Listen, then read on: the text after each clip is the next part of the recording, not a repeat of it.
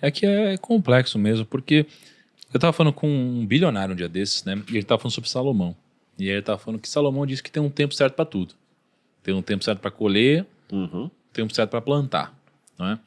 E ele diz o seguinte: se você quer plantar no momento de colher, isso é fracasso, porque você não vai ter o que colher, não é? Agora, se você quer colher, se você quer plantar no momento de colher, isso também é fracasso.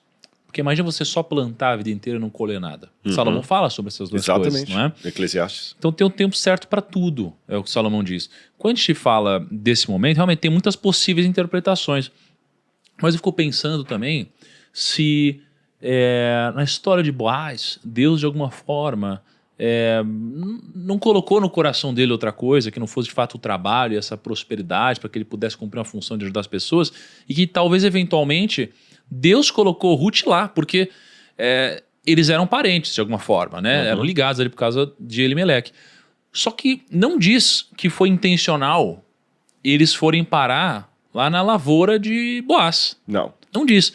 Então eu fico pensando também se não foi um encontro marcado por Deus, indicando que eventualmente chegou a hora disso acontecer, onde trouxe uma mulher de Deus e de princípios, honrada, por mais que tenha saído do lugar onde saiu, mas ela é honrada e temente a Deus, no lugar perfeito, onde tem uma pessoa que honra a Deus, né, que ajuda as pessoas, e de repente não tinha ainda se relacionado, estava solteiro. Então eu fico pensando também se não era esse grande acaso construído por Deus, sabe? Poderia ser também, mas assim, o raciocínio procede.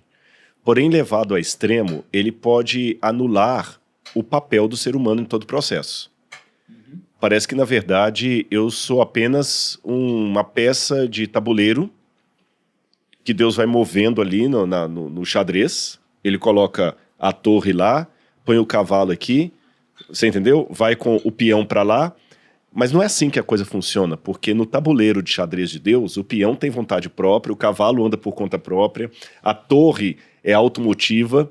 Então, eu prefiro dizer assim, que Deus, ele consegue, mesmo em meio às bagunças que nós fazemos, costurar na trama e na urdidura desse tecido, sabe, um grande tapete que Deus está costurando. Deus trabalha mais, às vezes, assim, consertando algumas situações, não necessariamente que ele desejou. Vou dar um exemplo para você. Deus não desejou, de maneira nenhuma, que José do Egito fosse por Egito. Deus não queria que o José passasse por aquilo. De maneira nenhuma. Mas não queria? Não. Deus quer o nosso bem. Mas ele não acredita. Às vezes Deus não pode acreditar que uma dor nossa faz parte de um processo que ele sabe que a gente precisa passar? Sim, mas aí que tá. Porque se Deus quer, aí lógico, tem toda a discussão teológica, se você vai para o lado mais de Calvino ou de Jacó Arminius, né? O Calvino se Calvino tivesse sentado aqui... Não, vamos partir do pressuposto do livre-arbítrio. Né, exatamente. Existe. O Calvino vai falar, não, Deus que quis, acabou. Mas do livre-arbítrio, eu vou falar que Deus quis o seu mal, porque se eu levar isso a instâncias muito altas, Deus quis o câncer que alguém está enfrentando hoje, Deus quis aquela violência sexual que a menina sofreu ali, de jeito nenhum. Imagina... Alguém que está nos assistindo agora e que sofreu uma violência sexual. Então Deus quis aquela violência sexual para me ensinar alguma coisa e tal? Não. Deus não quer. Mas uma vez que algo que Deus não quer aconteça, esse é o ponto. Deus consegue, daquilo ali, extrair uma bênção. E eu sou a testemunha viva do que eu estou falando. A relação sexual que me produziu não foi vontade de Deus. Porque meu pai e minha mãe não tinha relação nenhuma com o outro e tal, se encontraram, foi uma coisa fortuita, e entre uma bebida e outra lá, acabaram se relacionando e pum, a mãe estava fértil, engravidou de mim. Pelos princípios que nós conhecemos do casamento, da moralidade, da família, se eu falar que Deus desejou aquilo ali, Deus é incongruente, porque Deus desejou algo que ele abomina, que é justamente o adultério, correto? A fornicação. Sim, claro. Então é incongruente. Deus não quis aquela relação. Mas se Deus não quis aquela relação, aí eu vou cair num outro... E o que eu sou? Um objeto estranho? Então Deus fala assim, não era isso que eu queria. Não era o ideal.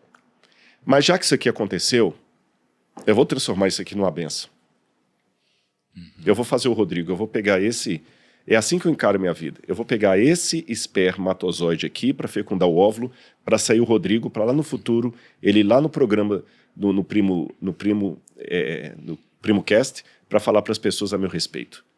E Deus vai fazendo essa vida toda. De repente, Deus poderia ter outros planos para Boaz, e Boaz podia ter tido uma outra esposa. Mas já que por uma circunstância ele estava solteirão, não, já que isso aconteceu, eu vou mexer as peças aqui, eu vou fazer Ruth encontrar com ele, ele é o parente resgatador, mas Ruth vai resgatar o coração dele. E Deus vai fazendo isso com a gente todos os dias, Thiago. E Deus faz planos para nós todos os dias. Eu concordo. Mas é complexo esse negócio de não querer, né? Porque uma coisa é eu não querer, outra coisa é Deus. Porque Deus, se ele não quer, não acontece. Se ele não quiser. Ele tem o poder de fazer isso acontecer. Pelo livre-arbítrio, Deus pode todas as coisas. Exato. Mas tem duas coisas aqui. Que aí é onde começa a entrar minha dúvida aqui. Uma coisa é onde eu escolho fazer. Eu escolho, sei lá, fazer isso aqui errado. Outra coisa é onde você fala um abuso naquela de 2 anos. Eu não escolhi nada. Eu tinha 2 anos, eu não escolhi ser abusado. Né? Na verdade, se por acaso foi, sei lá, um erro dos meus pais. Mas eu não tive escolha sobre isso. Então não é que eu quero, Deus também não quer. Exatamente. Então se eu não escolhi isso e Deus não quer, Deus permitiu acontecer, porque se Deus não quisesse, Deus poderia deixar não acontecer, já que eu não fiz nada. Exatamente. Entendeu? Então aí começa a entrar um piripaque na minha cabeça. Né? Mas a gente tem que lembrar que Deus permitiu realmente muitas coisas que ele não queria acontecessem. Várias coisas. Mas quem pagou o maior preço disso foi o próprio Deus. Porque Jesus morrendo na cruz do Calvário é a garantia de que as coisas que Deus não queria não vão durar para sempre. Cara, mas aí, um dia, nós precisamos de um episódio sobre livre-arbítrio. Vamos fazer. Porque eu conheci um cara, uma das mentes mais brilhantes que eu já conheci, um dos maiores empreendedores e investidores do Brasil. E ele é um cara que foi criado na Igreja Católica, né? E muito inteligente, muito racional. E aí ele falou assim, cara, eu sou católico, mas eu não sei se eu acredito muito, porque se Deus existe, por que acontece essas atrocidades aqui com as crianças e etc e tal? E realmente é uma coisa, tem resposta, mas é aquele tipo de resposta que não agrada a todos, assim. Então, um dia, eu queria fazer um episódio com você sobre isso, porque é um tema delicado. Aliás, vamos pedir o pessoal a provocar. Vocês querem esse tema aqui, né? Escreve aí nos comentários aí. Se quiser. Eu acho que é um tema legal. A gente vai sair do estilo biográfico, mas é um tema... Por que as atrocidades acontecem? Por que criança e leucemia estão na mesma frase? Nossa, perfeito. Se vocês quiserem, a gente faz. Eu quero. Se vocês quiserem, a gente faz. Tá? Porque a gente tem tantos episódios para produzir que se vocês quiserem, a gente passa isso na frente. Não, enquanto você tiver paciência para me aturar aqui, Bíblia é um baú que não acaba. Eu estou caminhando nesse momento nas ruas de Jerusalém da época de Jesus. Na verdade, esse piso aqui pertencia à parte do Templo de Jerusalém, nos tempos de Jesus. Essas pedras aqui são originais, têm 2000 anos. E na época de Cristo, essas pedras eram muito escorregadias e Jerusalém tem neve. E quando a neve cai, o que as pessoas fazem para derreter a neve?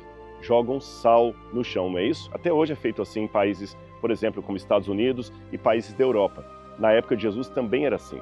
Os sacerdotes guardavam sal estragado no templo para jogar no chão a fim de que os adoradores não escorregassem e caíssem. Foi com base nisso que Jesus ensinou certa vez o seguinte, preste atenção. Mateus capítulo 5, verso 13. Vocês são o sal da terra. Ora, se o sal vier a ser insípido, como lhe restaurar o sabor?